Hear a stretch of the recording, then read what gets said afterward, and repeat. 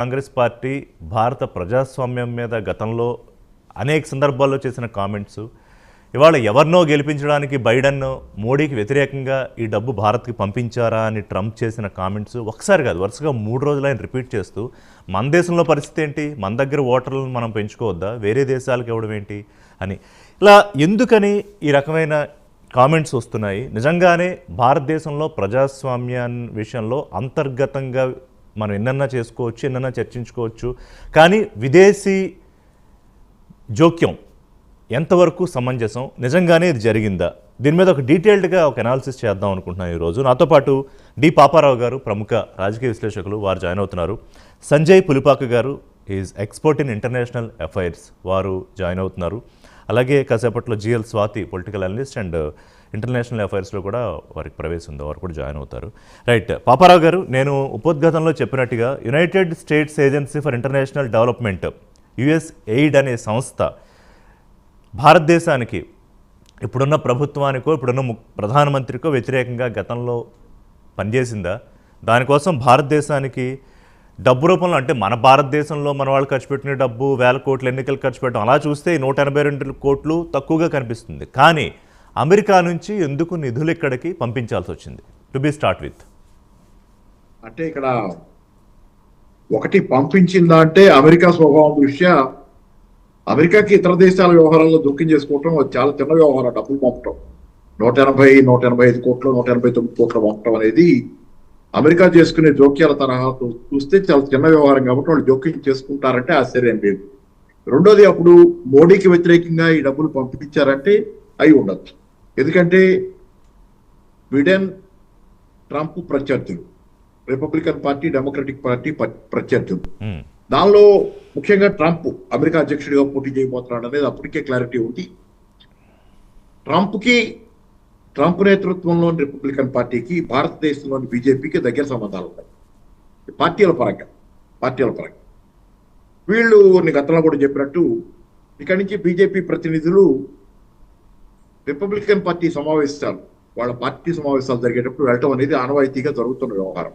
వాళ్ళకి తెలిసింది, వీళ్ళు వెళ్తారు అక్కడ సమావేశాలకి, రిపబ్లికన్ పార్టీ సమావేశాలు. వీళ్ళు అతిథులు గారు కానీ లేకపోతే అబ్జర్వర్ గా కానీ పోతున్నారు. సో ట్రంప్ తో బీజేపీకి దగ్గర సంబంధాలు ఉన్నాయి కాబట్టి బిడెన్ కి బీజేపీ అంటే పడకపోవడం చాలా సహజం. ట్రంప్ అంటే ఎలా పడదు, ట్రంప్ దగ్గరగా ఉండే బీజేపీ అంటే కూడా అలాగే పడదు. కాబట్టి బీజేపీని ఓడించాలనే దానికోసం ప్రత్యర్థి అని మనం అనుకుంటుంది. ఇప్పుడు ఎవరైనా మనకి ఓపెన్ గా మాట్లాడుకోవాలంటే బీజేపీని ఓడించడానికి ప్రత్యర్థిని గెలిపించు. ఎవరో ప్రత్యర్థి, గెలవగలిగిన ప్రత్యర్థి ఇండియా కూటమి, 2 కూటమిలే కదా అప్పుడు, ఎన్డీఏ కూటమి, దానిలో కాంగ్రెస్ పార్టీ చేస్తే ఆశ్చర్యం ఏం లేదు. కాకపోతే ఏంటంటే ఇక్కడ నిన్న మీరు కొంచెం గమనిస్తే కనుక ఈ వార్త రాగానే దానిలో జయరాం రమేష్ గారి స్పందన ఎలా ఉందంటే, ఆయన చెప్పింది దీన్నేం గట్టిగా ఖండించకుండా ఆయన చెప్పింది ఏంటంటే, చేయండి విచారణ చేయాలని చెప్పి భారతదేశంలో బీజేపీ వీళ్ళంతా అడుగుతున్నారు. అవును, దీన్ని విచారణ చేయాలి. మేము అప్పుడే మోడీ గారు అప్పుడే చెప్పారు, ఎన్నికలప్పుడే విదేశాల నుంచి డబ్బులు వచ్చినాయి వీళ్ళు విదేశీ దీని ప్రకారం ఎన్నికల ప్రచారం సమయంలోనే అన్నారు కదా ఆయన క్యాంపెయిన్ లో ఆరోపించారు. సో అయితే ఇప్పుడు ఈయన అడుగుతుంది ఏంటంటే జయరాం రమేష్ గారు దాని విషయం జోలికి పోకుండానే పెద్దగా 1961 నుంచి కూడా యుఎస్ఎయిడ్ విషయంలో విచారణ జరగాలి. ఎవరెవరికి డబ్బులు వచ్చినాయి ఏంటి, ఎవరికి వచ్చినాయి అసలు ఏంటి అనేది మొదటి నుంచి విచారణ జరగాలంటాడు. అంటే ఇక్కడ సారాంశం ఏంటి, ఇప్పుడు వీళ్ళకి వచ్చినాయి, గతంలో ఇంకెవరికైనా వచ్చినాయి అని అనుకోవాల్సి, అంతే కదా. మరి అంటే ఇచ్చారంటే నన్ను ఇరికించావు, నిన్ను కూడా ఇరికిస్తానని చెప్పే. కరెక్ట్, అంటే 2012 వరకు కూడా వెళ్ళారు వీళ్ళు. ఇప్పుడు పవన్ ఖేరా మాట్లాడుతూ 2012లో కూడా డబ్బులు పంపిస్తే యూపీఏ గవర్నమెంట్, మరి అప్పుడు 2014లో మోడీ ఎలా గెలిచారు, ఆ డబ్బుతో గెలిచారా అని Pawan Khera, who is taking care of this media.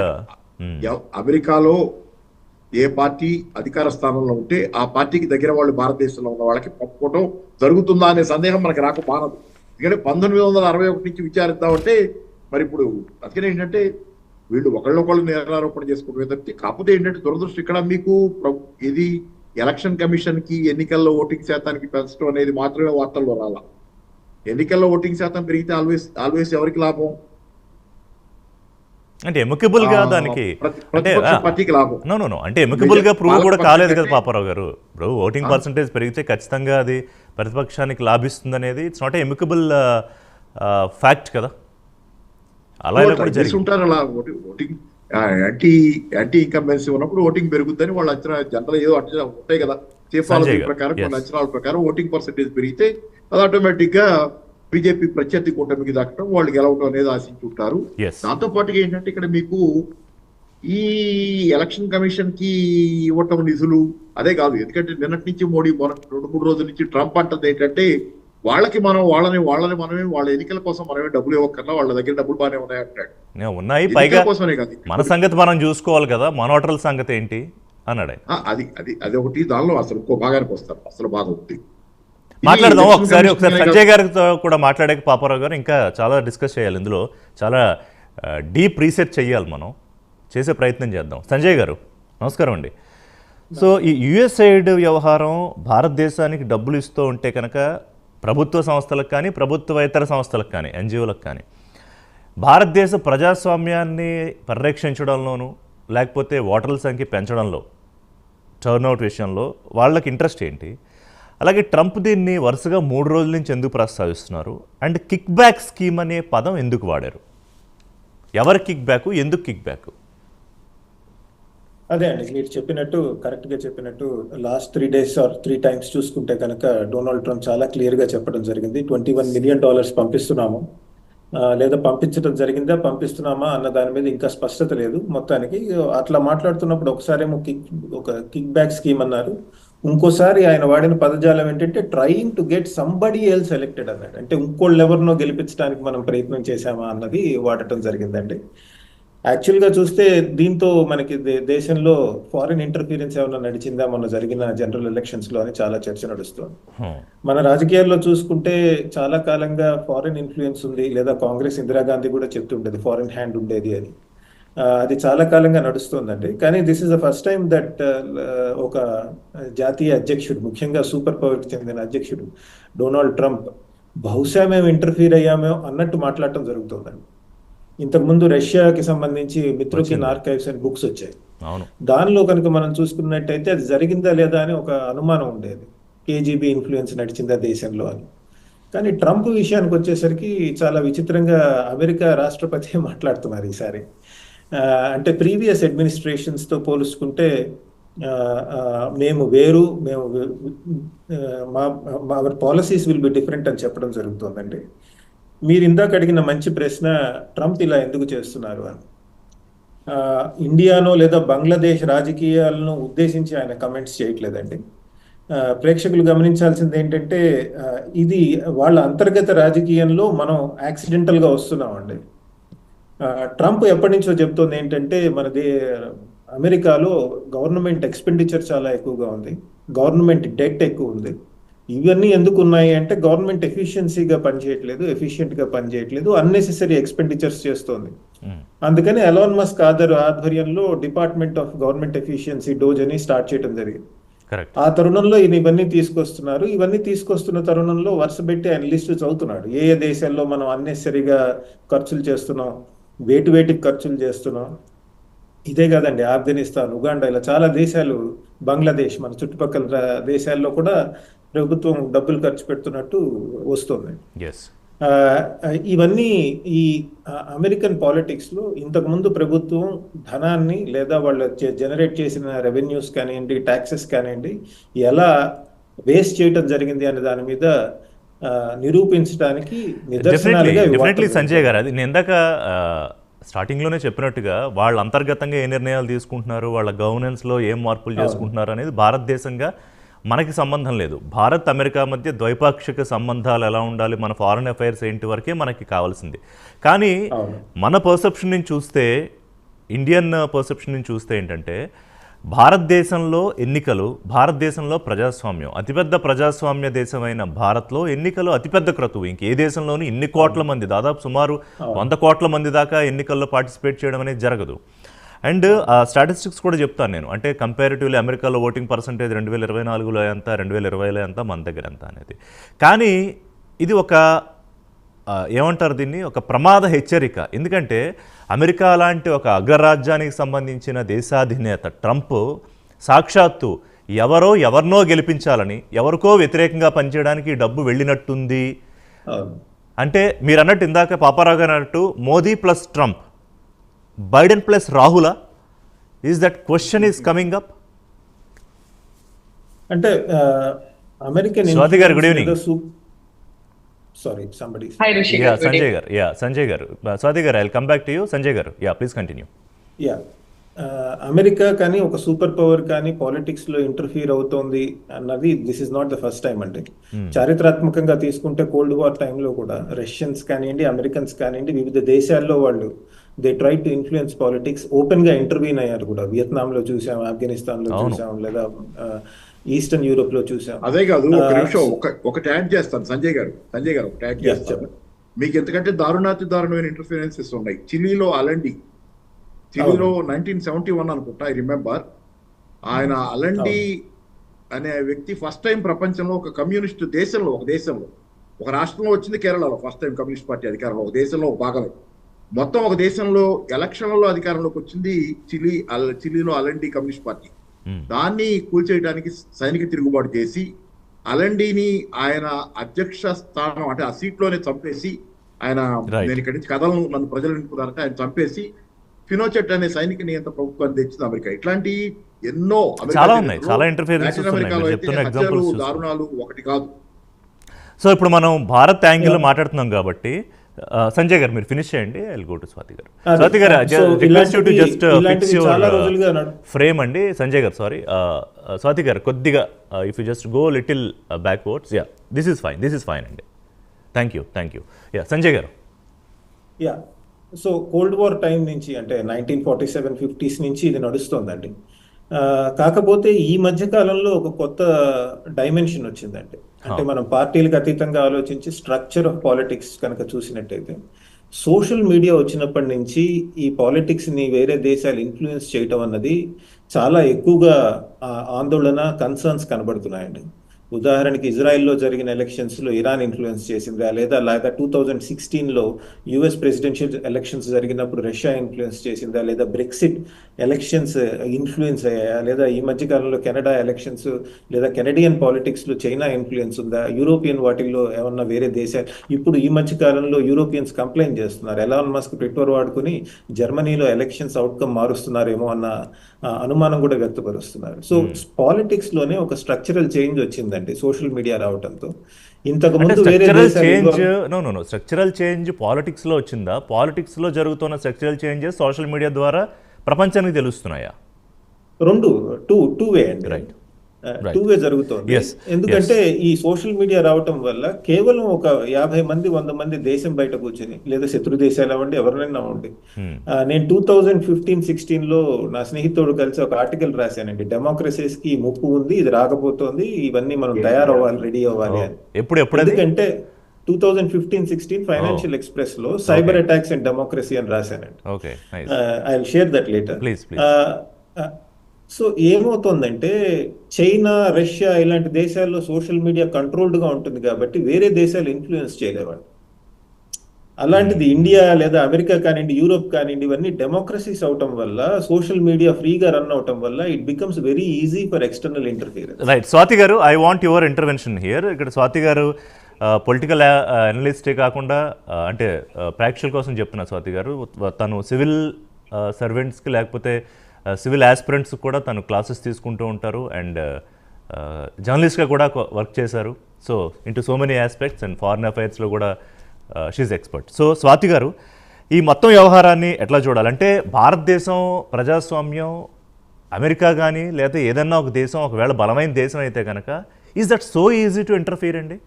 అంటే ఇవాళ బీజేపీ, కాంగ్రెస్ ఒకళ్ళొకళ్ళు ఆరోపించుకోవచ్చు, ప్రత్యారోపణలు చేసుకోవచ్చు, ఈ డబ్బు మీకోసం వచ్చిందా, మమ్మల్ని ఓడించడానిక, మిమ్మల్ని ఓడించడానికి కానీ. అలాగే రాహుల్ గాంధీ అనేక సందర్భాల్లో ఇంటర్నేషనల్ డయాసిస్ మీద, అంటే స్టేజ్ల మీద భారతదేశ ప్రజాస్వామ్యం గురించి ఏమన్నారో కూడా నేను చెప్తాను. But to be start with, what exactly you are looking at అండి ఈ సిచ్యుయేషన్ని? గుడ్ ఈవినింగ్ అండి. Good evening to all panelists, viewers. So నేను 2 క్వశ్చన్స్ ఫస్ట్ మనం అడగడంతో మొదలు పెడదాం అనుకుంటున్నాను. నిజంగా మన డెమోక్రసీ మనీ పవర్ నుండి ఎంత ఫ్రీగా ఉందో నాకు మీరు చెప్పగలరు. అంటే ఇక్కడ అమెరికా నుండి వచ్చిన మనీ, ఇండియా నుండి వచ్చినా, ఒక పెద్ద కార్పొరేట్ జైంట్ నుండి వచ్చినా, లేకపోతే ఆ కార్పొరేట్ ఇండియాలోదా బయటదా ఈ క్వశ్చన్స్ కాసేపు పక్కన పెడదాం.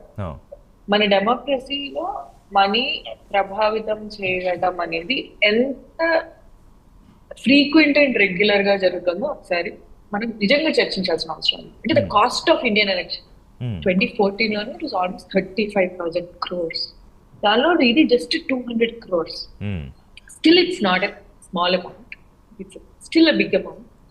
బట్ ఇంత కాస్ట్లీ ఎలక్షన్ ని ఈ డబ్బులన్నీ ఎక్కడవండి అంటే ఏ కార్పొరేట్స్ ఫండ్ వస్తున్నాయి, ఎన్ని ఫారెన్ కంట్రీస్, ఎంతమంది ఫారెన్ ప్లేయర్స్ పబ్లిక్ పాలసీస్ ని ఇన్ఫ్లుయెన్స్ చేస్తూ ఉండొచ్చు. So money power and the impact of modern capitalism on democracy అనేది మనం ఫస్ట్ అర్థం చేసుకోవాలి. Next coming to it, next question is where is that money coming from and ఆ మనీని దేనికి వాడారు. We are specifically saying interference in election. Interference అంటే ఏంటి? నేను మీకు ఒక ఎగ్జాంపుల్ చెప్తాను. సో రీసెంట్లీ మీకు ఇజ్రాయెల్ పాలస్తీన్ వార్ తెలుసు, ఎంత పెద్ద గొడవ జరుగుతుందో అక్కడ.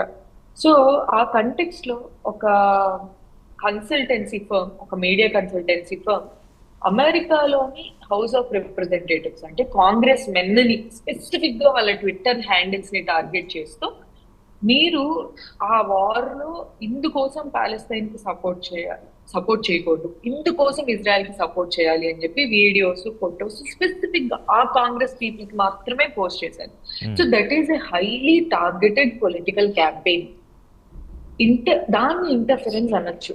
జస్ట్ ఓటర్ టర్న్అవుట్ పెంచితే అది ఇంటర్ఫరెన్స్ ఎలా అవుతుంది?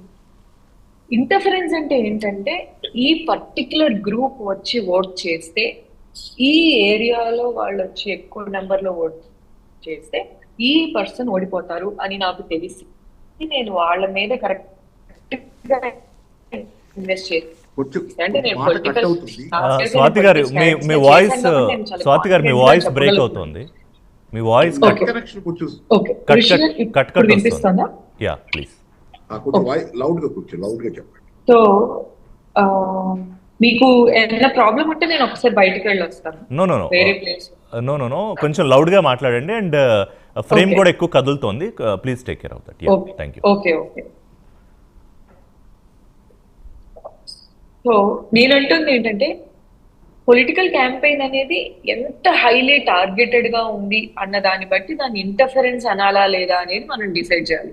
జస్ట్ క్యాజువల్ గా ఇండియాలో ఓటర్ టర్న్అవుట్ పెరగాలి అంటే ఒక విధంగా మంచిదే కదా.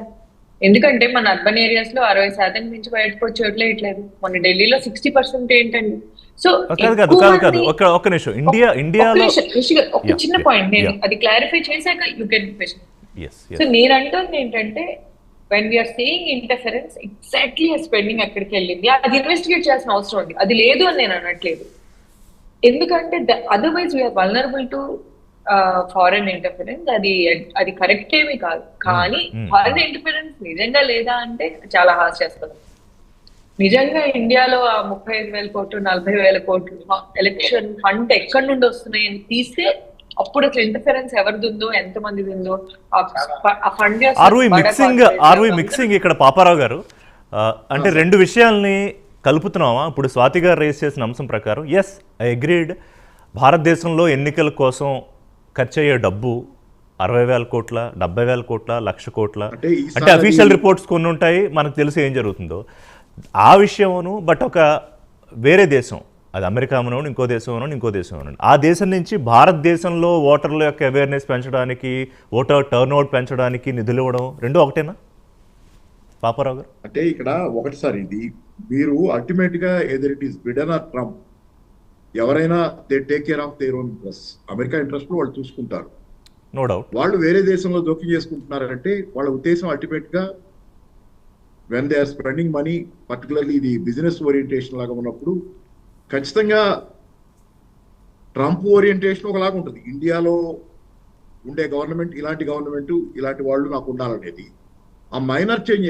లేకపోతే బిడెన్ ఓరియంటేషన్ ఒకలాగా ఉంటుంది, అంటే కొంచెం డెమోక్రటిక్ గా సెక్యులర్ గా ఉండాలనేది బిడెన్ ఓరియంటేషన్ అయి ఉండొచ్చు. ట్రంప్ ఏమో బహుశా కన్జర్వేటివ్. అదే అందుకే ట్రంప్ కిక్ బ్యాక్ అన్నాడా? అంటే ఇప్పుడు మోడీ రాకుండా అడ్డుకోవడానికి బైడెన్ డబ్బులు పంపించాడా అనేది ఇన్వే ట్రంప్ అన్నది కిక్ బ్యాక్ అంటే. లేదు, నేను అంటుంది ఏంటంటే ఇంత 61 నుంచి తోకుంటూ వద్దాం, 61 నుంచి ఎవరికి ఇచ్చారనేది కూడా చూద్దామని చెప్పి జయరాం రమేష్ అన్నాడంటే ఆయన ఇప్పుడు విషయం ఖండించట్లా వాళ్ళు గట్టిగా. Jayaram Ramesh did not condemn it hard and fast, గట్టిగా దాన్ని వ్యతిరేకించకుండా ఆయన అంటుంది ఏంటంటే ఇప్పుడు సంగతి మాట్లాడకుండా 61 నుంచి కూడా ఎవరు అసలు వాళ్ళు ఏం కానీ పవన్ ఖేరా గట్టిగానే అన్నారు కాంగ్రెస్ ఆ డబ్బును కాదు ఆ డబ్బును దేశంలోకి మోడీ ప్రభుత్వం ఎలా అనుమతించింది? 2012లో యూపీఏ హయాంలో అందాయా? అయితే 2014లో బీజేపీ ఎలా గెలిచింది? అట్లా కాదండి అనుమతి. ఇప్పుడు బీజేపీ ఇప్పుడు కూడా బీజేపీ గెలిచిందిగా, despite the fact. Correct. Biden wanted India to win వాళ్ళ లెక్కలో. అయినా బీజేపీకి అది కాదు, అక్కడ ఎవరు గెలిచారనేది ప్రశ్న కాదు. ఒక్క నిమిషం టైం ఇస్తే బంగ్లాదేశ్ అనేది ఆర్డర్స్ తో సహా నంబర్స్ తో సహా కనిపించింది కదా.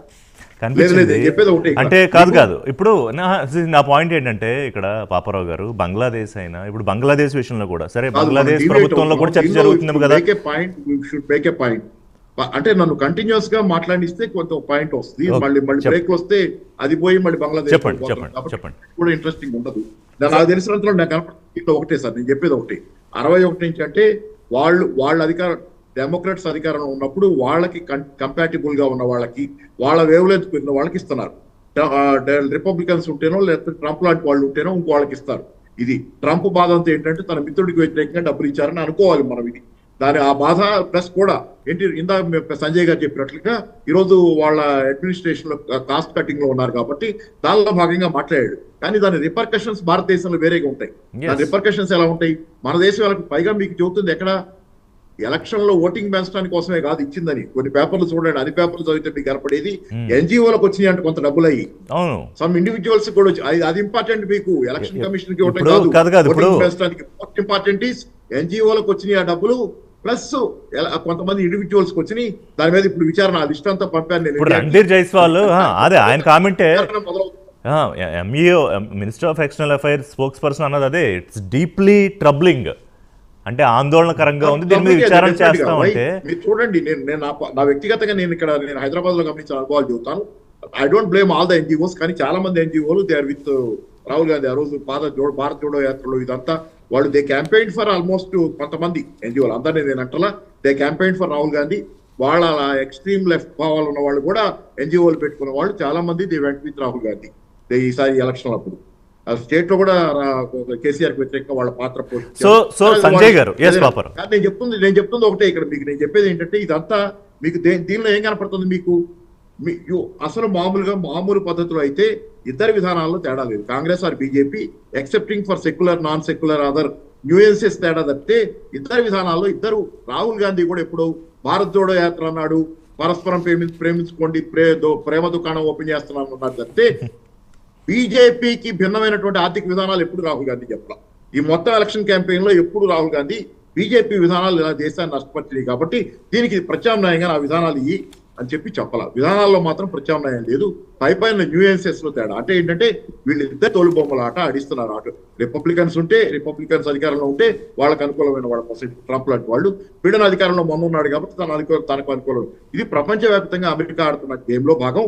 దీనిలో రాహుల్ ఆర్ మోడీ మొత్తం అల్టిమేట్ గా జనాలకు ఒరిగేది ఏంటి అనేది ప్రశ్న.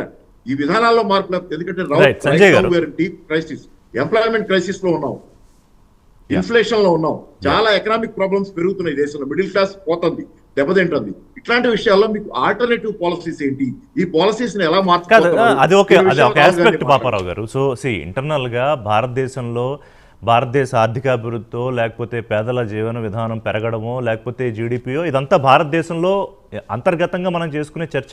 ఇందాక నేను స్టార్టింగ్ లో ఓపెనింగ్ రిమార్క్స్ లో కూడా అదే అన్నా, ట్రంప్ ఎన్ని నిర్ణయాలన్నా తీసుకునేవ్వండి, అది అమెరికాలో వాళ్ళ గవర్నెన్స్ లో వాళ్ళ ఇష్టం అని. But here my point is భారతదేశ పరిపాలనలో లేకపోతే భారతదేశ విధానాల్లో విదేశీ జోక్యం నేను ఇక్కడ కన్ఫైన్ అయిందంటే ఇదే పాయింట్ సంజయ్ గారు. సో ఏంటి ఆ ప్రయోజనాలు సంజయ్ గారు? ఇక్కడ ఒక నిమిషం పాపారావు గారు, సంబంధించి ఇద్దరికి అమెరికా ప్రయోజనాలే కావాలి.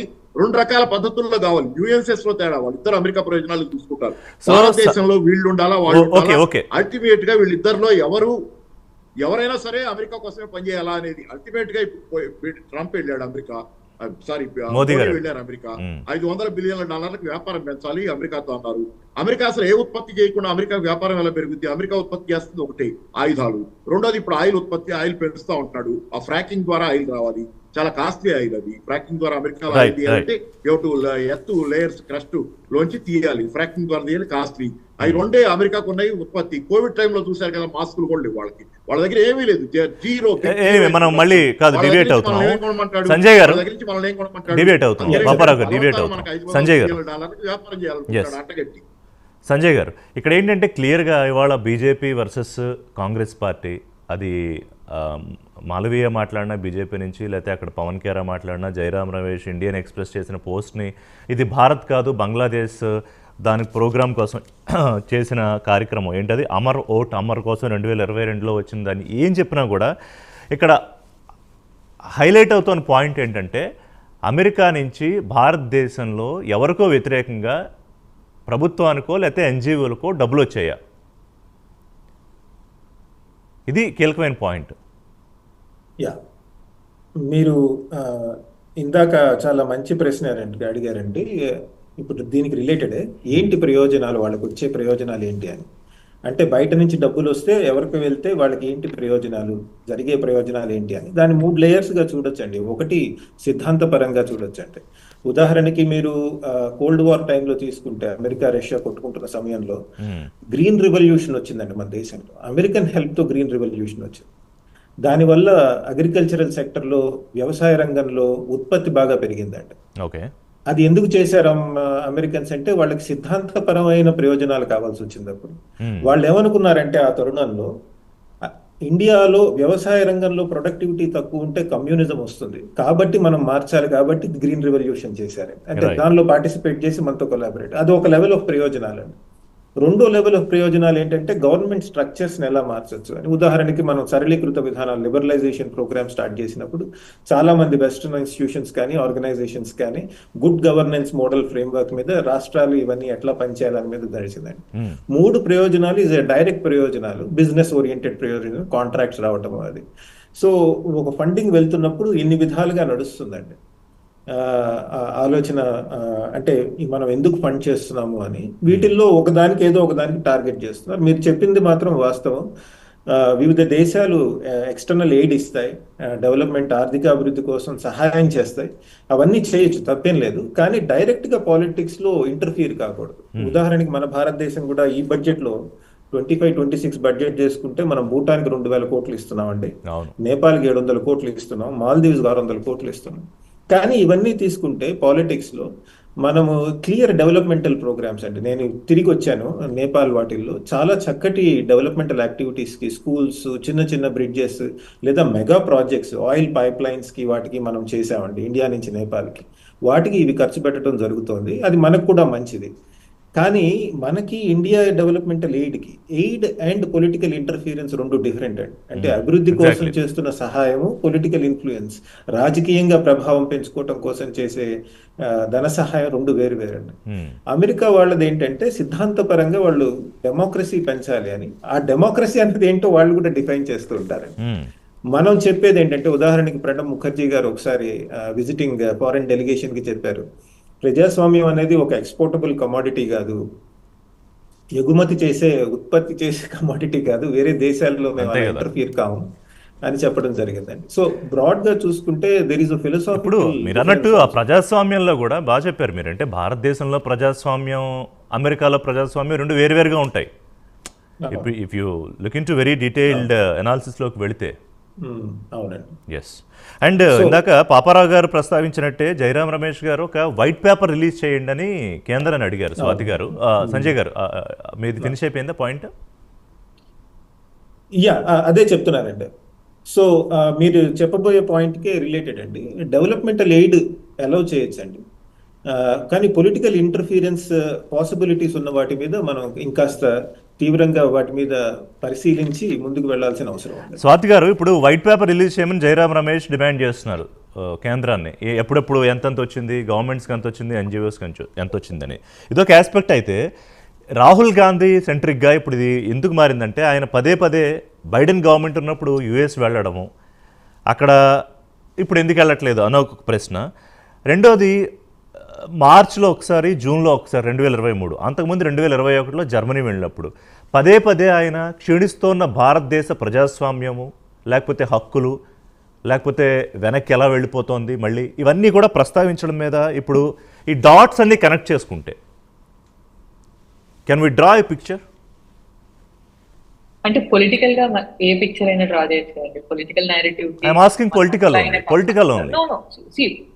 Politically you can connect all the dots. ఎందుకంటే simple, American values of liberalism కానివ్వండి, సెక్యులరిజం కానివ్వండి, హ్యూమన్ రైట్స్ సెంటర్డ్ ఎజెండా కానివ్వండి, పొలిటికల్ డెమోక్రసీ అనే డిక్లైన్ కానివ్వండి, వీటన్నిటికీ Indian representative is Congress.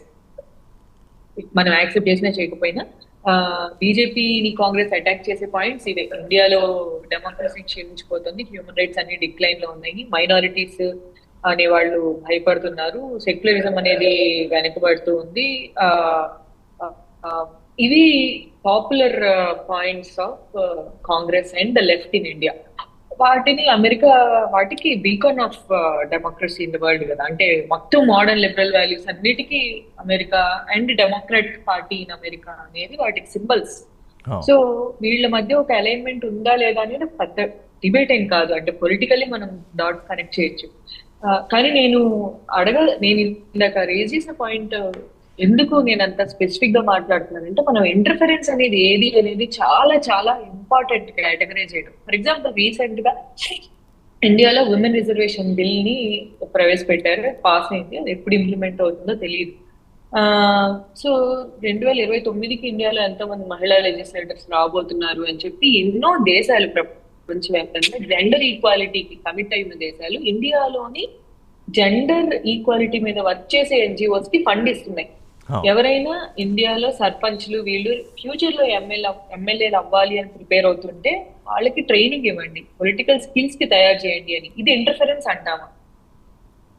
Gender equality interference అంటామా? ఈ దేశాలు కానివ్వండి, లేకపోతే western ideas of Liberty, western ideas of political democracy, western ideas of equality and western ideas of freedom, అవి ఎన్నో ఏళ్లుగా ఇండియన్ పాలిటిక్స్ నడిపిస్తున్నాయి. నాకు పాపారావు గారు అన్నట్టు అదేదో ఇవాళ కొత్తగా వచ్చిన ఇంటర్ఫరెన్స్ కాదు. ఫర్ దట్ మ్యాటర్ మన లిబరలైజేషన్, ప్రైవేటైజేషన్, గ్లోబలైజేషన్, మన కాంటెంపరీ ఎకనామిక్ పాలసీ, ఇప్పుడు social media influence, every single thing, chat GPT మన ఎలక్షన్స్ రన్ చేయటం, it is all western influence.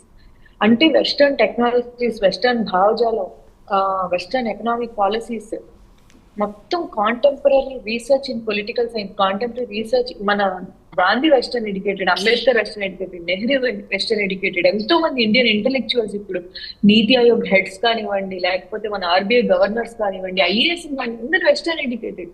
అక్కడ భావజాలను తీసుకొచ్చి ఇండియాలో ఇంప్లిమెంట్ చేస్తున్నారు. సో మనం ఇంటర్ఫరెన్స్ అని దేన్ని అంటున్నాం? ఇంటర్ఫీరెన్స్ అని దేన్ని అంటున్నానంటే నేను స్వాతి గారు, భారతదేశంలో ఏ ప్రభుత్వం, ఏ పార్టీ అధికారంలోకి రావాలి, ప్రభుత్వం ఏర్పాటు చేయాలి.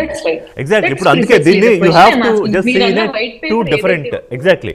రెండు ఇప్పుడు paper has to reveal exactly specific గా ఓటర్ టర్న్అవుట్ పెంచితే ప్రాబ్లం కాదు.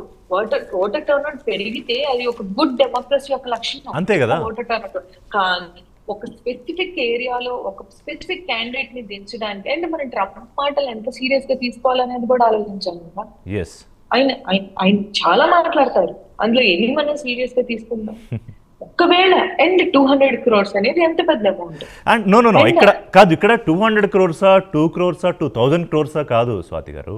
ఒకటి అంటే ఎలక్షన్ని ప్రభావితం చేయడానికి ₹1 అయినా కూడా నేనేమన్నానంటే భారతదేశంలో ఒక నిమిషం, ఎలక్షన్ ని పాజిటివ్ గా ప్రభావితం చేయొచ్చు, ఎలక్షన్ ని నెగటివ్ గా ప్రభావితం చేయొచ్చు. ఇండియాలోని ప్రైమ్ మినిస్టర్ ని దించడానికి 200 కోట్లు సరిపోతాయని యుఎస్ఏఐడి అనుకుంటుంది. దెన్ మోడీ 2024 ఎన్నికల ప్రచారంలో, ఎలక్షన్ క్యాంపెయిన్ లో మోడీ ఎందుకు అన్నారు విదేశీ శక్తుల జోక్యం ఉంటోంది భారతదేశపు. ఎగ్జాక్ట్లీ ఆయన అన్న కామెంట్స్ ఏంటంటే, ఏది ఋషి గారు, మనం పొలిటికల్ నేరేటివ్ ని, ఒక రిపోర్ట్ ని చాలా డిస్టింక్టివ్ గా చూడాలి. పొలిటికల్ నేరేటివ్ అనేది ఏంటంటే, బయట దేశం శక్తులు నా మీద అటాక్ చేస్తున్నాయి, భారతదేశం మీద అటాక్ చేస్తున్నాయి. సో మన భారతదేశం యొక్క అస్తిత్వం ఒక ప్రశ్నలో ఉంది. మనం భారతీయులుగా కలిసి నన్ను గెలిపించాలి అనటం ఒక పొలిటికల్ నేరేటివ్.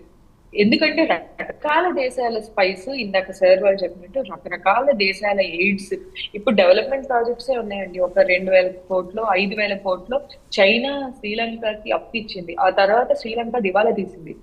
దివాలా తీసి ఆ దేశంలో ఒక ప్రభుత్వం మారిపోవడానికి దారి తీసింది. అది డెవలప్మెంట్ ఎయిడ్ అంటామా, పొలిటికల్ ఎయిడ్ అంటామా? డెవలప్మెంట్ ఎయిడే పొలిటికల్ కి రీజన్ అయింది కదా. సో ఎక్కడైనా western funds, contemporary globalisation and foreign countries ఇచ్చే డొనేషన్స్ వల్ల ఈ రిస్క్స్ ఎప్పుడు ఉంటాయి. దాన్ని మనం పొలిటికల్ నేరేటివ్ గా చూడాలి. ఇప్పుడు నాకు ఒక నిమిషం స్వాతి గారు, రాహుల్ గాంధీ చేసిన కామెంట్స్ లేదా ఆయన అడిగిన ఎయిడ్ లేదా హెల్ప్ ఏ రకమైన హెల్ప్ అయి ఉంటుంది? సపోజ్ ఆయన మార్చి 2023లో యూకే విజిట్లో కేంబ్రిడ్జ్ యూనివర్సిటీలో మాట్లాడుతూ బ్రిటిష్ పార్లమెంటేరియన్స్తో ఆ ఇంటరాక్షన్ సందర్భంగా భారత ప్రజాస్వామ్యం ప్రమాదంలో ఉంది. జూన్ 2023 యుఎస్ఏలో నేషనల్ ప్రెస్ క్లబ్లో మాట్లాడుతూ వాషింగ్టన్లో democratic back sliding in India అన్నారు. 2021 జర్మనీలో ప్రజాస్వామ్యం క్షీణిస్తోన్న పరిస్థితిని ప్రపంచ ప్రజాస్వామ్య వ్యవస్థలు నోటీస్ చేయాలి అని కామెంట్ చేశారు. సో దీన్ని ప్రొటెక్ట్ చేయడానికి మీ ఇంటర్వెన్షన్ కావాలి, మీ ఇంటర్ఫీరెన్స్ కావాలి అన్నారు. Thank you, very good question. 2024లో ఆంధ్రప్రదేశ్ లో చాలా ఇంపార్టెంట్ ఎలక్షన్స్ జరిగాయి, మీకు తెలిసిన విషయమే కదా. సో ఈ ఎలక్షన్ కంటెక్స్ట్ లో ఆంధ్రప్రదేశ్ అప్పుడు అపోజిషన్ లీడర్ చంద్రబాబు నాయుడు గారు విదేశాల్లో చాలా మంది ఎన్ఆర్ఐలతో మాట్లాడుతూ ఆంధ్రప్రదేశ్ లో రాజ్యాంగం డెమాలిష్ అయిపోతుంది, ఆంధ్రప్రదేశ్ లో డెమోక్రసీ లేదు, మీరందరూ పూనుకోవాలి, మీరందరూ హెల్ప్ చేయాలి అన్నారు. ఆయన ఏమి హెల్ప్ ఎక్స్పెక్ట్ చేస్తుంటారు అంటారు? Those are Telugu people, those are belongs to Telugu states. వాళ్ళు విదేశీ శక్తులు కాదు కదా స్వాతి గారు, వాళ్ళు విదేశీ శక్తులు కాదు. ఆంధ్రప్రదేశ్ నుంచో తెలంగాణ నుంచో వెళ్ళిన తెలుగు వాళ్ళు. వీళ్ళు అక్కడున్న ఇండియన్ కమ్యూనిటీకి అపీల్ చేయొచ్చు, లేదా foreign. So you are supporting అంటే కాదు, రాహుల్ గాంధీ జర్మనీ ఇంటర్వెన్షనో లేకపోతే యూకే ఇంటర్వెన్షనో యుఎస్ ఇంటర్వెన్షనో మీరు సపోర్ట్ చేస్తున్నారా భారతదేశ ప్రజాస్వామ్యంలో వాళ్ళు ఇంటర్ఫియర్ అవ్వాలనే విషయాన్ని? లేదు, నేను మీరు చెప్తున్న లాంటి ఇంటర్వెన్షన్ వాళ్ళు వచ్చేసి మనల్ని ఏదో కూవ్ చేయాలి, నేను అలాంటి వాటిని సపోర్ట్ చేయట్లేదు. కానీ ఐడియాలజికల్ గా, టెక్నాలజికల్ గా వాళ్ళు అలైన్ అయితే కనుక రకరకాల విధాలుగా political parties across the world are helping each other win elections. Paparao గారు, do you agree? పాపారావు గారు, నన్ను కొంచెం కంటిన్యూస్, నన్ను ఒక 2 నిమిషాలు మాట్లాడండి. ఒక నిమిషం స్వాతి గారు, can you just please check your connection అండి, it's continuously losing the voice. Yeah Paparao గారు. సరే, ఇక్కడ ఒకటి మా స్వాతి గారు చెప్పేది ఏంటంటే లిబరల్ డెమోక్రసీని ప్రమోట్ చేస్తే తప్పేంటనేది సారాంశం.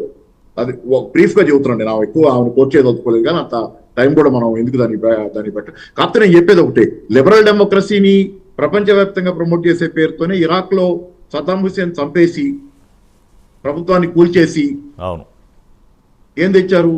అరాచకం తెచ్చారు. లిబియాలో ఏం తెచ్చారు? అరాచకం తెచ్చారు. లిబరల్ ఇప్పుడు వాళ్ళ లెసన్స్ నేర్చుకునే ఏంటంటే, అమెరికన్స్ నేర్చుకున్న మేజర్ లెసన్ ఏంటంటే, you cannot promote liberal democracy. నీ ఇష్టానుసారం నువ్వు పోయి వేరే దేశం నుంచి గ్రాఫ్ట్ చేస్తే గ్రాఫ్టింగ్ తో రాదు. ఆ దేశంలో స్వతహాగా ఉండేది, అక్కడ ఉండే పద్ధతిలో అక్కడ పరిపాలన జరుగుద్ది, అక్కడ ఉండే పద్ధతి అక్కడికి సరైంది కాబట్టి అది నడుస్తుంది అనేది ఇప్పుడు వాళ్ళు పాఠం నేర్చుకున్నారు. కానీ మనం మాత్రం ఇంకా పాఠం నేర్చుకోకుండా ఇంకా లిబరల్ డెమోక్రసీ గురించి ఇంకా మాట్లాడుతున్నాం. అది ప్రమోట్ చేస్తే తప్పేంటంటున్నాం. రెండోది, ఇప్పుడు స్వాతి గారు అన్న దానిలో ఈ లిబరల్ డెమోక్రసీ గురించి ఫస్ట్ సోవియట్ యూనియన్ పడిపోగానే దాని నియంతృత్వం అంటారు, సరే దానిలో నియంతృత్వ పోకళ్ళు ఉన్నాయి, నేను ఒప్పుకుంటా. అయితే సోవియట్ యూనియన్ పడిపోగానే ఫ్రాన్సిస్ ఫుకుయామా అని ఆయన పుస్తకం రాశాడు, end of history and the last man. Last man అంటే లిబరల్ మ్యాన్, ఈ లిబరల్ క్యాపిటలిస్ట్ మ్యానే చివరి మనిషి, ప్రపంచం ఇట్లాగే ఉండిపోద్ది, దీనికి ఏ ప్రత్యామ్నాయం లేదు. American democracy type, liberal democracy type ఉంటుంది. ఈ రోజు ఏమవుతుంది? అమెరికన్ డెమోక్రసీ కొలాప్స్ అవుతుంది. అమెరికాలో కూడా లిబరల్ కాదు ఆయన, పుటిన్ లాంటి వాడు, ట్రంప్ లాంటి వాడు వచ్చాడు, రష్యాలో పుటిన్ ఉన్నాడు, అట్లా భారతదేశంలో మోడీ, వీళ్ళు ఎవరు లిబరల్స్ కాదు. లిబరలిజానికి ఎదురుగాలు వేస్తుంది ప్రపంచం అంతా, లిబరలిజం కొట్టుకుపోతుంది ఈ రోజు. ఇంకా లిబరల్ వాల్యూస్, అమెరికా పోయి లిబరల్ వాల్యూస్ ఎస్టాబ్లిష్ చేస్తుంటే గన్ పాయింట్ లో ఎస్టాబ్లిష్ చేయడానికి ట్రై చేసి ఫెయిల్ అయ్యారు. ఇక్కడ లిబరల్ వాల్యూస్ క్వశ్చన్ కాదు, it is a question of the interest. American interest అనేవి కొన్ని Question of ఉన్నాయి. interest, అది yes. ట్రంప్ అయినా బిడెన్ అయినా అమెరికన్ ఇంట్రెస్ట్ల కోసం ఒకళ్ళేమో ఒకళ్ళని ఇంకోళ్ళని ఆ పార్టీ ఈ పార్టీ 2 పార్టీలు, టీమ్ ఏ టీమ్ బి, వాళ్ళు పోతే వీళ్ళు పోతే వాళ్ళు వస్తారు. విధానాలు మాత్రం ఈ దేశంలో మారవు, సమస్యలు మాత్రం పెరుగుతూనే ఉంటాయి, జనాలు మాత్రం సఫర్ అవుతూనే ఉంటారు. దీనికి రకరకాల పేర్లు పెట్టుకుంటారు వాళ్ళు, ఒకళ్ళు లిబరల్ అని ఇంకోటి. కాబట్టి నేను చెప్పేది ఒకటి, ఏదైనా రాహుల్ గాంధీకి ఇచ్చినా తప్పే, ఎవరికి ఇచ్చినా. ఆ మాటకు వస్తే ఇంటర్ఫీరెన్స్ విషయం వస్తున్నాం మనం. ఇంటర్ఫీరెన్స్ విషయం నేను ఎందుకు అంటున్నారంటే లిబరలిజం కోసం కాదు, నేను ఆపట్లేదు మిమ్మల్ని, మీకు జస్ట్ యాడ్ చేస్తున్నా. అంటే కాదు సార్, కిక్ బ్యాక్, నేను ఎక్కడ స్టక్ అయ్యారంటే కిక్ బ్యాక్ అనే పదం ట్రంప్ ఎందుకు వాడాడు? ఇప్పుడు స్వాతి గారు అడిగినట్టు are we really take Trump serious గా తీసుకోవాలా అంటే అది ఇంకొక డిబేట్ ఏదో ఉందని.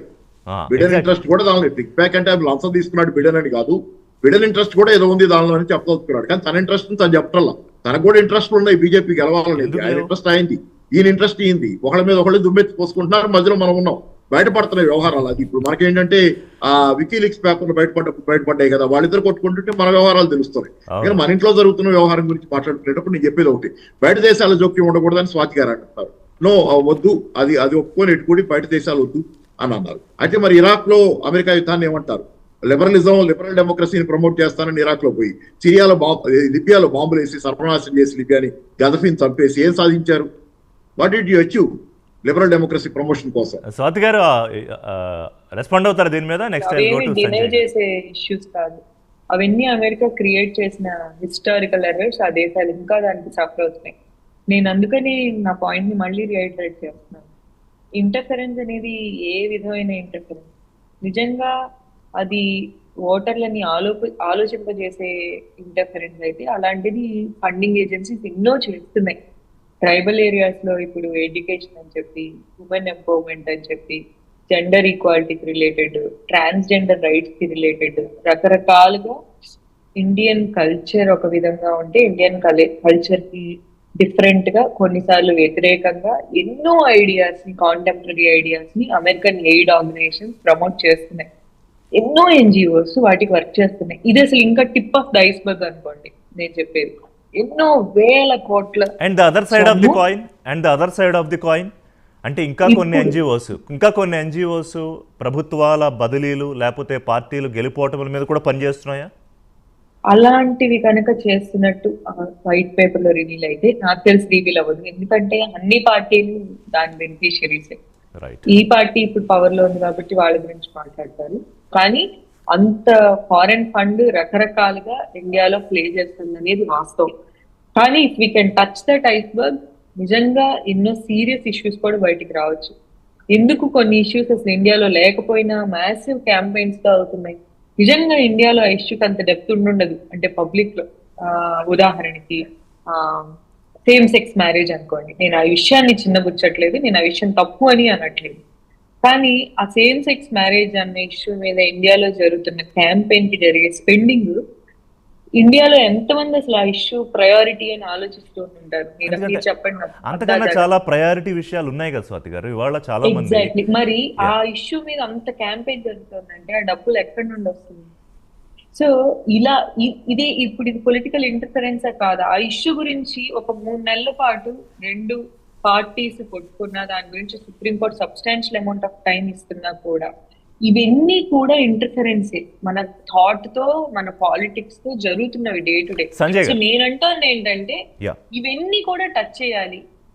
This is a good opportunity. నిజంగా కైండ్ ఆఫ్ ఇంటర్ఫరెన్స్ ఏంటి, ఏ ఏరియా మీద స్పెండ్ చేశారు? డెఫినెట్లీ అప్రిషియేట్ మీరు చెప్పింది స్వాతి గారు. సో సంజయ్ గారు, అంటే ఇప్పుడు స్వాతి గారు అంటున్నట్లు నాకు అర్థమైంది ఏంటంటే everything need to be discussed. I mean this is the need of the hour. అట్లాగే తీసుకోవాలా సంజయ్ గారు? మీరు ఇందాక ఒక 2-3 మినిట్స్ ఎగో మాట్లాడుతూ చాలా మంచి పాయింట్ చెప్పారండి. పొలిటికల్ ఇంటర్ఫీరెన్స్ వేరు, పొలిటికల్ ఇన్ఫ్లుయెన్స్ వేరు అండి. అంటే రాజకీయంగా లేదా ఐడియాలజికల్ గా, సిద్ధాంతపరంగా భావజాలానికి ఆకర్షణ అవటం వేరు, ఒక ఎలక్షన్ లో ఫలానా వ్యక్తి గెలవటం లేదా ఫలానా పార్టీ రావాలని ఇంటర్ఫీర్ అవటం వేరండి. సో ఈ రెండింటిని మనం గమనించాల్సిన అవసరం చాలా ఉందండి. So that is very important.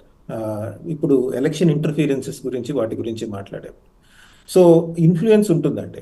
ఇక్కడి నుంచి సిద్ధాంతాలు వెళ్తాయి. ఇప్పుడు గాంధీయన్ ఫిలాసఫీ ప్రపంచవ్యాప్తంగా వెళ్ళింది, బుద్ధిస్ట్ ఫిలాసఫీ ఈస్ట్ ఏషియాలో అంతా ఇంపాక్ట్ ఉంటుంది. అవన్నీ ఇన్ఫ్లుయెన్సెస్ అండి. కానీ మనకు కావాల్సిన వ్యక్తి బర్మాలో ఎన్నికయ్యి మనమే దానికి కారణం అయితే అది ఇంటర్ఫియరెన్స్ అవుతుంది. అలానే మన దేశం గురించి ఆలోచించేప్పుడు కూడా సిద్ధాంతపరంగా ఆకర్షణ అవటం వేరు, స్పెసిఫిక్ పార్టీ పొలిటికల్ ఇండివిజువల్ ఆ పవర్లోకి రావాలంటూ ఎక్స్టర్నల్ ఫండింగ్ రావటం వేరండి. ఈ రెండు మనం గమనించాల్సిన అవసరం. తర్వాత ఈ చర్చలో అంతా కూడా మనం చాలా జాగ్రత్తగా గమనించాల్సింది ఏంటంటే ప్రతిదాన్ని మనం పొలిటికల్ ఇంటర్ఫీరెన్స్ కింద క్లాసిఫై చేయకూడదు. ఇప్పుడు మీరంటే చాలా దాని డిస్క్రిమినేటరీ చాలా నీట్గా హ్యాండిల్ చేస్తున్నారు. బట్ ఎవ్రీ ఎక్స్టర్నల్ ఇంటరాక్షన్ ని మనం ఇంటర్ఫీరెన్స్ అనకూడదంటే, ఇప్పుడు ఫారెన్ యూనివర్సిటీస్ వస్తున్నాయి ఇండియాలోకి, వాళ్ళు పెడుతున్నారు, they can be vehicles of interference, but we need to create conditions. అంటే వాటిని ఫారెన్ యూనివర్సిటీస్ ని ఇంటర్ఫీర్ కాకుండా ఎలా చూసుకోవాలి, but at the same time వాటిని ఎలా ఉంచాలి మన దేశంలో, వాటి నుంచి మనం సైన్స్ అండ్ టెక్నో ఎలా లబ్ధి పొందాలి అని కూడా ఆలోచించాల్సిన అవసరం ఉందండి. So those are some of the things అండి. ఉదాహరణకి ఎక్స్టర్నల్ ఎయిడ్ తీసుకోండి. కోవిడ్ సమయంలో మనం వివిధ దేశాలతో కలిసి వ్యాక్సిన్స్ డెవలప్ చేశాం. యుఎస్ఐడ్ అవి డబ్బులు కూడా ఇవ్వటం జరిగింది. వివిధ దేశాలు గావి అని మనం కూడా వేరే దేశాలకు ఇచ్చాం. డెవలప్మెంటల్ ఎయిడ్ నడుస్తుందండి. ఉదాహరణకి న్యూస్ పేపర్స్లో మనం చూస్తే 2020 నుంచి యుఎస్ఐడ్ 650 మిలియన్ మన దేశంలో ఖర్చు పెట్టింది. అవును. అలానే 2001 నుంచి చూసుకుంటే $2.86 బిలియన్ యుఎస్ఐడ్ ఇండియాలో ఖర్చు పెట్టిందని రెప్యూటెడ్ న్యూస్ పేపర్స్ చెప్తున్నాయి. ఈ డెవలప్మెంటల్ ఎయిడ్ రావటం వరకు ఫైన్ అండి, కానీ స్పెసిఫిక్ పొలిటికల్ అవుట్కమ్స్ అంటే ఈ పార్టీ గెలవాలి ఆ పార్టీ గెలవాలంటే దానికి వెళ్ళటం మాత్రం అట్లా జరగకూడదండి. ఎందుకంటే అది మనం ఎట్లా ఆపాలి అన్న దాని మీద ఇప్పుడు ఈ చర్చ సంజయ్ గారు, ఇప్పుడు చర్చ ఎక్కడికి వరకు వెళ్ళిపోయిందంటే విదేశీ శక్తులతో కాంగ్రెస్ చేతులు కలిపింది అని బీజేపీలో పెద్దలు, విచారణ చేసి నిజాలు తేల్చండి, మేమేమైనా కలిపామా అని కాంగ్రెస్. ఇప్పుడు అంటే ఈడీ, సిబిఐ అలాగే ఇంటెలిజెన్స్, ఈ 3 సంస్థలు కూడా ఇప్పుడు దీని మీద విచారణ చేయాలి అనే డిమాండ్ ఇవాళ కాంగ్రెస్ పార్టీయే తెర మీద తీసుకొస్తుంది. అప్పుడు ఎవరికి డబ్బులు ఇచ్చారో తెలిసిపోతుంది అని. ఒక చిన్న క్వశ్చన్ సంజయ్ గారు, ఒక్క నిమిషం, మీరు అది కూడా చెబుతారు. సంజయ్ ఒక చిన్న క్వశ్చన్, టైం అయిపోతుంది, మీరే మాట్లాడుతున్నారు, ఇంకా నేను జోక్యం చేసుకోను. నేను అనేది ఏంటంటే ఇప్పుడు ఇన్ఫ్లుయెన్స్ ఈజ్ నాట్ రాంగ్ అని అన్నప్పుడు రష్యా వాళ్ళు అమెరికా ఎన్నికల్లో జోక్యం చేసుకున్నారు అనేది ఒకటి వచ్చింది హిల్లరీ క్లింటన్ కి అగెనెస్ట్ గా అప్పట్లో. ఇన్ఫ్లుయెన్స్ అదేమి వాళ్ళు పోయి ఓట్లేలా, రష్యన్ పుట్టిన పోయి ఓట్లేలా అమెరికాలో, ఈ ఇన్ఫ్లుయెన్స్డ్ అని. మరి అమెరికా వాళ్ళ యాంగిల్ నుంచి వాళ్ళు ఇన్ఫ్లుయెన్స్ చేస్తే తప్పు కాదు. బయట వాళ్ళు ఎవరన్నా ఇవాళ కూడా ట్రంప్ ఏం మాట్లాడుతున్నాడు, జెలెన్స్కీ ఏం మాట్లాడుతున్నాడు, రష్యన్ డిస్ఇన్ఫర్మేషన్ క్యాంపెయిన్ కి ట్రంప్ గురయ్యాడు, దానివల్లే నా గురించి ఇట్లా మాట్లాడుతున్నాడు అంటే అమెరికా నమ్ముకుని మొత్తం దిగితే వాళ్ళు చేస్తేనేమో డిస్ఇన్ఫర్మేషన్ క్యాంపెయిన్, వాళ్ళు చేస్తేనేమో influence. Sanjay garu please. Yeah, మీతో పాపారావు గారు చెప్పినట్టు కాన్సెప్చువల్ డిఫరెన్స్ అండి. అంటే ఇన్ఫ్లుయెన్స్ వేరు, ఇంటర్వెన్షన్ వేరు. రష్యా స్పెసిఫిక్ గా ట్రంప్ గెలవాలి అని ఇంటర్వ్యూన్ అయితే అది ఇంటర్ఫీరెన్స్ అవుతుంది.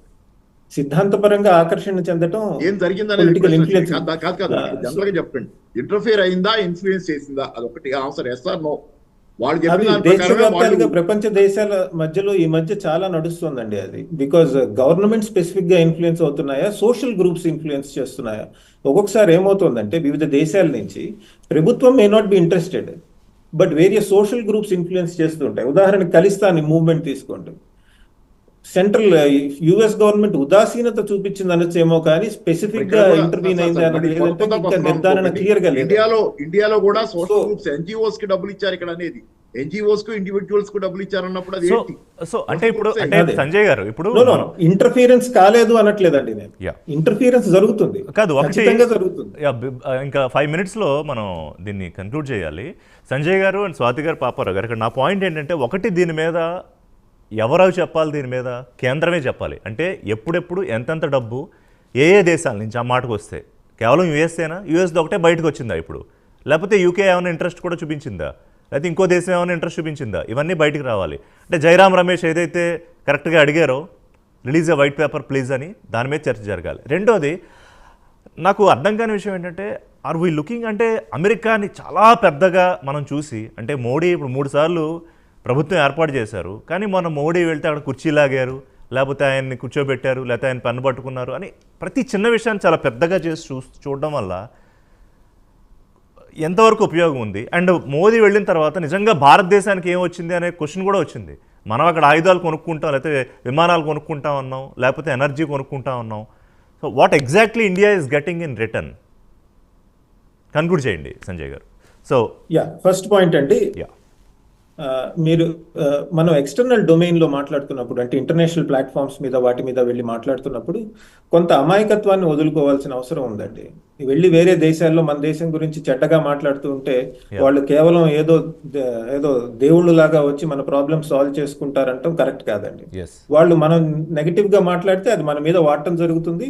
వాళ్ళు they have specific business opportunities కోసం అది వాడుకుని ట్రై చేస్తుంటారు. ఉదాహరణకి ఎన్వైర్మెంటల్ పేరు చెప్పి ఇండియా ఎక్స్పోర్ట్స్ టు యూరోప్ తగ్గించేస్తూ ఉంటారండి. అబ్బో మా దేశంలో మనం వెళ్ళి యూరోప్ లో మాట్లాడామనుకోండి ఎన్వైర్మెంటల్ బాగాలేదు అని, మన వాళ్ళ ఎక్స్పోర్ట్స్ ఆగిపోయి ఇక్కడ ఉద్యోగాలు దెబ్బతింటాయండి. అది గుర్తుపెట్టుకోవాలి. తర్వాత మీరు చెప్పిన పాయింట్ ఇందాక మనం బయట నుంచి ఏదైనా ఇన్ఫర్మేషన్ వస్తే చాలా గొప్పగా చెప్తామండి, చెడు కానీ పాజిటివ్ కానీ. ఉదాహరణకి తెలంగాణ లేదా ఆంధ్రప్రదేశ్ గురించి న్యూయార్క్ టైమ్స్ రాయంగానే అబ్బో అంటాం. అదే ఋషి గారు పాయింట్స్ చెప్తే ఒక న్యూయార్క్ టైమ్స్ రిపోర్ట్ క్యారీ చేసినంత డిస్కషన్ దాని మీద జరగదు. నా ఉద్దేశంలో అంటే నేనంటుంది మీరేనే కదా, మన తెలుగు జర్నలిస్టులు కానీ వాళ్ళందరూ అండి కొంత ఆత్మగౌరవంతో వ్యవహరించాల్సిన అవసరం ఉందండి. బయటవాడు ఏదైనా ఇన్ఫర్మేషన్ రిలీజ్ చేస్తున్నాడు అంటే కొంత స్కెప్టిసిజం, కొంత జాగ్రత్తగా దాన్ని విశ్లేషించాల్సిన అవసరం ఉంది. తర్వాత మన సంస్థలు, మన న్యూస్ పేపర్స్, మన మీడియా నెట్వర్క్స్ మనకి దగ్గరగా ఉంటున్నాం కాబట్టి వాళ్ళలో తప్పులు కనబడుతుంటాయి. కానీ వాళ్ళు చెప్తున్నవి కూడా మనం ఎక్కువ ప్రాధాన్యత ఇచ్చి చూడాల్సిన అవసరం ఉంటుందండి వేరే పాశ్చాత్య దేశాల నుంచి వచ్చే వాటికంటే. 3 మనం డెవలప్మెంటల్ ఎయిడ్, తర్వాత ఫారిన్ ఇంటర్ఫీరెన్స్ రెండింటి మధ్య మనం చూసుకోవాల్సిన అవసరం ఉంటుంది. ఈ ఫారిన్ ఇంటర్ఫీరెన్స్ అన్న భయంతో అసలు బయట ప్రపంచంతో ఇంటరాక్ట్ అవటం తగ్గించుకోకూడదండి. ఎందుకంటే మనం బయట ఇంటరాక్ట్ అయితేనే మనకి ఎకానమీ బాగుపడుతుంది. కంపల్సరీ ఇంటరాక్షన్స్ అవసరం. లాస్ట్ పాయింట్ అంటే 4వ పాయింట్, వెస్ట్రన్ కంట్రీస్ కూడా డబ్బులు ఇచ్చేప్పుడు మీరు ఆఫ్రికాకి ఎట్లా అయితే డొనేషన్స్ ఇస్తున్నారో అలాంటి డొనేషన్స్ ఇండియాకి ఇవ్వాల్సిన అవసరం లేదు. ప్రభుత్వాలు ఉన్నాయి, రాష్ట్ర ప్రభుత్వాలు ఉన్నాయి, వాటి శక్తి సామర్థ్యాలు ఉన్నాయి. ఇప్పుడు ఒక ఫారిన్ ఎయిడ్ సంస్థ 20 సంవత్సరాల మీద 2 బిలియన్ ఖర్చు పెడితే ఒక టాంజిబుల్ ఇన్ఫ్రాస్ట్రక్చర్ ప్రాజెక్ట్ లేదండి. ఉదాహరణకి చెప్తున్నది, గోదావరి మీద డ్యాము లేదా ఇంతకుముందు బొకారో స్టీల్ ప్లాంట్ కట్టడము సోవియట్ మిగతా వాళ్ళ దేశాలతో కలిసి అట్లాంటివి మ్యాసివ్ ఇన్ఫ్రాస్ట్రక్చర్ ప్రాజెక్ట్స్ కనుక వాళ్ళు డొనేషన్స్ కానీ గ్రాంట్స్ కానీ లోన్స్ ఇన్ ఎయిడ్స్ కానీ ఇస్తే చాలా బాగుంటుందండి. అంతేగాని ఇటువంటి సిద్ధాంతపరమైన అంశాల మీద వాళ్ళు డబ్బులు ఇస్తే కనుక వాళ్ళకి పెద్దగా ప్రయోజనం ఉండదు, మనకి ఉండదు. వాట్ కెన్ యూ కన్క్లూడ్ అండి briefly? So maybe couple of points అండి. ఫస్ట్ అండ్ ఫార్మోస్ట్ ఇస్ నాకు both BJP Congress at side నాకు పొలిటికల్ అలైన్మెంట్ లేదు, కానీ తెలుసు పర్సనల్లీ నాకు ఇండియాలో ఏ పార్టీ దీనికి సంబంధించిన ఇన్ఫర్మేషన్ రిలీజ్ చేస్తున్నాను హోప్ అయితే లేదు. ఇది పొలిటికల్ నేరేటివ్ గా ఎలా బాగా వాడుకోవాలో బీజేపీకి తెలుసు, ఒక కన్వీనియంట్ గా ఒక పక్క నువ్వు ఎలా పట్టించాలో కాంగ్రెస్ కి తెలుసు. సో దీని నుంచి ఇండియా నుండి ఏవి కాంగ్రెస్ ఇన్ఫర్మేషన్ రావాలని నాకు తెలుసు, నాకు అనిపిస్తుంది. బట్ ఇంటర్నేషనల్ ఫండింగ్ ఏజెన్సీస్ లో మాత్రం ఈ ట్రాన్స్పరెన్సీ పాసిబిలిటీ ఉంది. అంటే వాళ్ళకు చిన్న ప్రాజెక్ట్ చేసిన, ఫర్ ఎగ్జాంపుల్ అమరావతిలో వరల్డ్ బ్యాంక్ ఇన్వెస్ట్ చేస్తున్నా, లేకపోతే Japanese soft bank, Asian development bank invest చేస్తున్నా, ప్రాజెక్ట్ డైరెక్టర్ ఎవరు, ఎక్కడ పెడుతున్నారు, పెన్నీతో సహా ఇన్ఫర్మేషన్ ట్రాన్స్పరెంట్ గా పెడతారు. So we can go refer to those websites, and I think that can be a source of information. Thank you. Further. Yes.